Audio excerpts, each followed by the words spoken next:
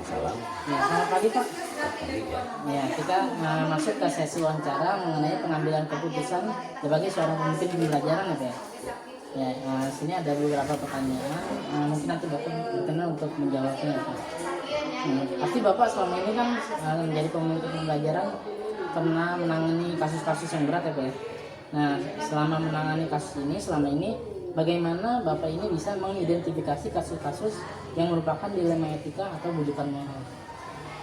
Kalau itu sih kalau ya kasus pasti ada lah.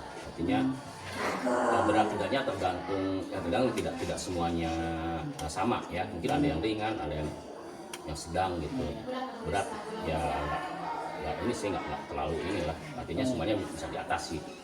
Nah, terutama untuk pengatasannya itu kalau memang bisa langsung diatasi ya mungkin ya sudah selesai ya. Apabila misalkan itu agak berat mungkin perlu juga mengetahui atau musyawarah juga mengetahui juga latar belakang anak sampai berbuat seperti itu.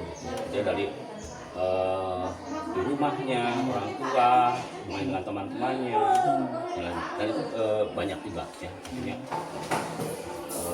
dari kondisi anak itu sendiri. Kondisi anak juga Pak. Ya. Mungkin nanti kita lihat juga apakah nanti pengambilan keputusannya itu apa kira-kira dua-duanya kayaknya benar gitu ya Pak, atau mungkin pengambilan keputusannya kurang baik tapi melihat moralitas juga ya Pak ya. Iya. Karena kadang-kadang anak juga mungkin ada alasan kenapa berbuat seperti itu. Kemudian Pak, nah selama ini bagaimana Bapak menjalankan pengambilan keputusan di sekolah Bapak nih, di sekolah ini? Terutama untuk kasus-kasus di mana ada dua kepentingan yang dua-duanya itu sama-sama benar atau sama-sama mengandung nilai kebajikan. Kalau itu ya mungkin ya kita perlu juga musyawarah dengan guru ya. Artinya untuk pengambilan keputusan seperti itu bisa juga ya atau diperlukan musyawarah ya, supaya mungkin putusannya artinya benar-benar tepat gitu. Dan itu dengan meminta masukan ya, masukan dari teman-teman, karena mungkin di antara teman-teman itu ada yang ya artinya bisa memecahkan untuk saat itu ya. Jadi saya kira itu mungkin ada nilai positif negatifnya ya. Kalau misalkan anak ini jarang masuk, contoh kasusnya jarang masuk misalkan dalam kenaikan kelas misalkan apa anak ini dinaikkan atau gimana gitu kan. Gitu. Nah, itu kita melihatnya juga anak kenapa sampai jarang masuk gitu kan.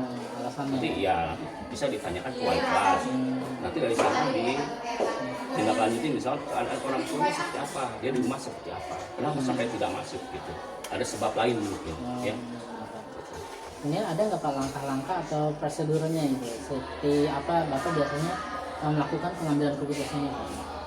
Langkah-langkahnya itu? Kalau itu ya tentu kita punya aturan gitu. Aturan yang penting kita penanganan lah.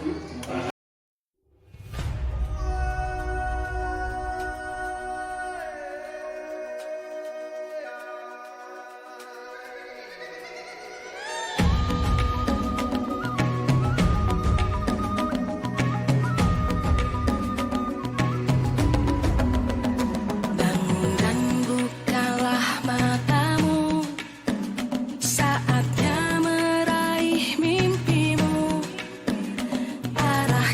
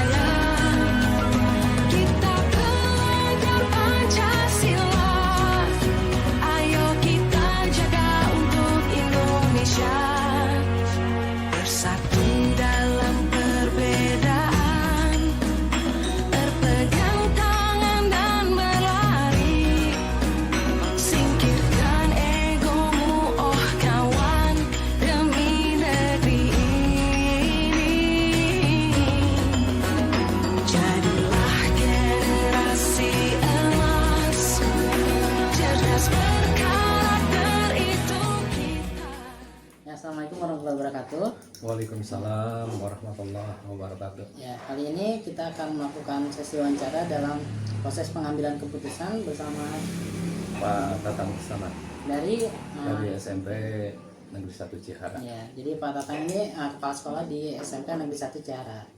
Nah, baik Pak, selama ini Bapak pernah menangani suatu kasus yang berkaitan dengan dilema etika atau bukan moral, Pak? Oh, sering Pak. Oh, sering ya Pak ya? Iya, betul, sering banget ya. Kira-kira ada contohnya nggak Pak, contoh Iya. kasusnya Pak? Kalau kita lihat dari pertanyaan tadi mungkin ada 2 kata kunci ya. Iya. Yang pertama ada dilema Dilema ITK, yang kedua ada bujukan moral ya. Iya, Pak. Kalau dilema ITK itu biasanya kita dihadapkan dengan masalah yang satu benar, yang satu benar, Iya, ya. betul, Pak. Itu. Tapi kalau bujukan moral itu yang satu benar, yang satu salah, Iya. itu kan ya. Itu ya sering aja terjadi di terjadi.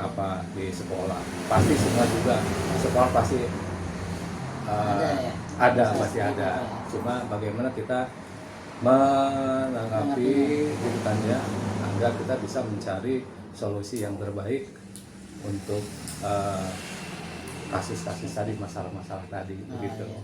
Baik, Pak. Ya. Untuk selama ini Pak, bagaimana cara Bapak menjalankan pengambilan keputusan di sekolah Bapak ini? Terutama untuk kasus-kasus yang tadi ada 2 kepentingan yang sama-sama benar itu Pak. Ya. Untuk masalah-masalah atau kasus tadi itu biasanya yang pertama kita mengidentifikasi dulu. Mengidentifikasi permasalahan. Kita tahu akar permasalahannya apa sih? Kan seperti itu ya. Kalau kita sudah tahu akar permasalahannya, penyebabnya, kemudian kita bisa mengambil solusinya.